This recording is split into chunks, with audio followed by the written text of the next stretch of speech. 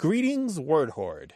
We're here with an exciting option for you, a version of our podcast without any ads. That's right. No advertising interruptions, just the content you love, ready to go in your favorite podcast apps like Spotify and Apple Podcasts. It's another way to support the show, ensuring that we keep bringing you the word stories and language explorations that you love.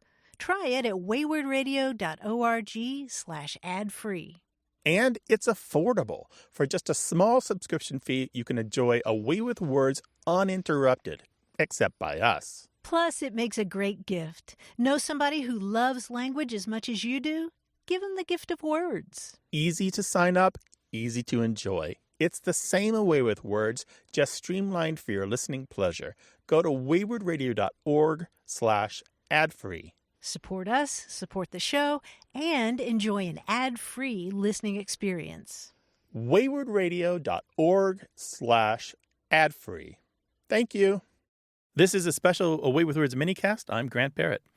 Before we get started today, please go to waywardradio.org/donate to support the show. Podcast listeners like you will make the show possible in 2020. That's waywardradio.org/donate. Thanks. One of my favorite songs on the jukebox in my grandparents' basement was Dang Me by Roger Miller. Some of the lines go, they say roses are red and violets are purple, sugar is sweet and so is maple syrup. I'm the seventh out of 7 sons, my pappy was a pistol, and I'm a son of a gun. And although I still get a kick out of maple syrup, today I'd like to talk about the last line, son of a gun. A few things are pretty obvious about it right away. 1, it's clearly a politer version of a coarser phrase, son of a bitch. 2, like a lot of memorable language, it rhymes. But what else? What about gun, for example? Why gun? Well, there is a story that just won't die that son of a gun has something to do with women accompanying men on sailing ships in the 18th century. As this untrue story goes, and this one is widely repeated by people who should know better, these women, variously said to be wives or prostitutes, slept on the gun decks with their men and even gave birth to babies there. Some versions claim that those guns or cannons or ones ashore were fired to induce labor in those women to give birth to those babies. So this false story goes, a child born under such conditions would be a son of a gun.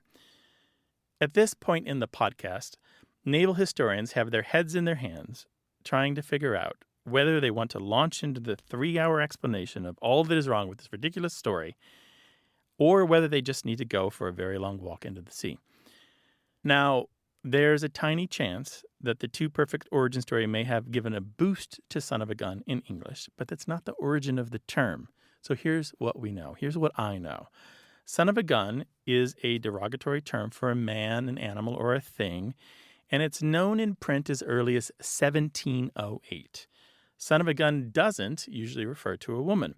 Then 142 years later, after 1708, the false baby born to a mother who accompanied a father to sea story appears. That, in the word history business, is uncomfortable math. A 142-year gap means someone made up a story after the fact. And in this case, we know who did it. Admiral William Henry Smith, in his Sailor's Word Book, published in 1867, is the first to include the fanciful story. He defines son of a gun as an epithet conveying contempt in a slight degree and originally applied to boys born afloat when women were permitted to accompany their husbands to sea. And he goes on to say, one admiral declared he literally was thus cradled under the breast of a gun carriage. But he was wrong. Now, why would he get it wrong? Well, the usual reasons in the word history dodge are 1, trusting one's own best guesses too much. 2, trusting someone else's story too much. 3, believing a joke as if it were true. And 4, just outright making stuff up. I suspect Admiral Smith simply trusted the story of the other admiral he mentions. It happens. The expression was already in existence. The other admiral apparently embodied it, and it seems to fit so perfectly, so how could he not be the origin? Now, ordinarily, when a story about a phrase's origin is true, the story and the word are more or less contemporary, give or take a decade or two. So Admiral Smith might not even imagine that the term was many decades older than the other admiral. But now that we know that there's a 142-year gap, any word historian or etymologist is immediately looking around for more evidence. Unfortunately, nearly all the other printed sources using the children born at sea story can be traced back to Smith. We can tell because either they name him or cite his work, or because they reuse his definition word for word, or nearly so. That means all those sources count just once. Also, really, did it not occur to anyone repeating the story that some of the babies born at sea might have been girls? Did that not put at least a little doubt in their minds about son of a gun? So here we are at the beginning. Why son of a gun? Well, first of all, in English, we mince a lot of oaths. We take coarse phrases that aren't allowed in polite company, and we make them a bit politer so our intent is clear, but we won't get into as much trouble for saying them. So, son of a bitch becomes son of a biscuit eater, or son of a who cut your hair last, or son of a sea cook, and of course, son of a gun, and a whole lot more. But maybe you're saying, what about gun to refer to a man who uses or carries a gun?